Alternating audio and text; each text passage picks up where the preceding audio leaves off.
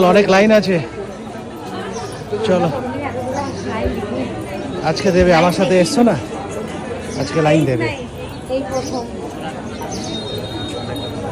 সবসময় আসবে ফাঁকে ফাঁকে দিয়ে চলে যাবে, এটা তো হবে না, না মার দর্শন পেতে গেলে কষ্ট করতে হবে। লাইনের অবস্থা আমাদের খুব খারাপ আছে।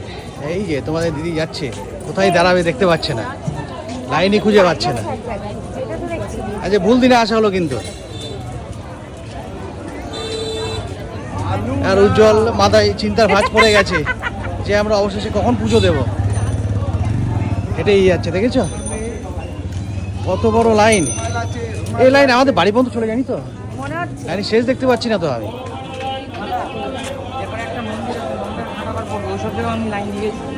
ওসব জায়গায় লাইন দিয়েছো?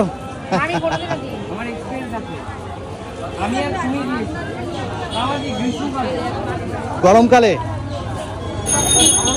লাইনের শেষ দেখতে দেখতে আমরা হাঁটতে হাঁটতে হাঁপিয়ে গেছি, লাইনের শেষ বুঝতে পারছি না। দেখেছো, আর তোমার দিদিও হাঁপিয়ে গেছে। এই যে আমার ভয় করছে, এবার পৌঁছাতে পারবে তো, কমপ্লিট করতে পারবে তো? লাইনের মাথায় দেখতে পাচ্ছি না, আমার সত্যি এবার ভয় করছে। কত দূর থেকে লাইন, এখনো দেখতে পাচ্ছি না। আমরা 8 কিলোমিটারের ওপরে হেঁটে ফেললাম, তাই না? হ্যাঁ, এখনো দেখতে পাচ্ছি না লাইনের শেষ কোথায়। উজ্জ্বল খুব করুণ ভাবে বলছে না এখনো শেষ পাইনি দাদা। ওই যে সামনে দুই ভাই এগোচ্ছে, দেখো এইবার মনে হচ্ছে একটু শেষ দেখা গেছে।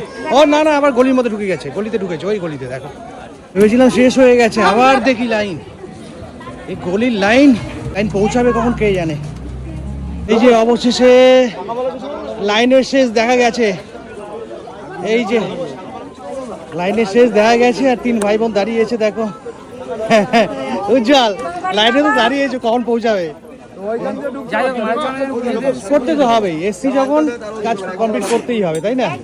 হ্যাঁ, কিন্তু সজল ভাবছে, সজল কিন্তু মনে মনে ভাবছে আজকে কেন আসলাম, আমি অন্যদিন আসলে ভালো হতো। ছেলেটা এসছে আর দেখো কষ্ট, লাইন মারাত্মক, অসম্ভব লাইন। 8 কিলোমিটারের ওপরে হাঁটলাম আমরা,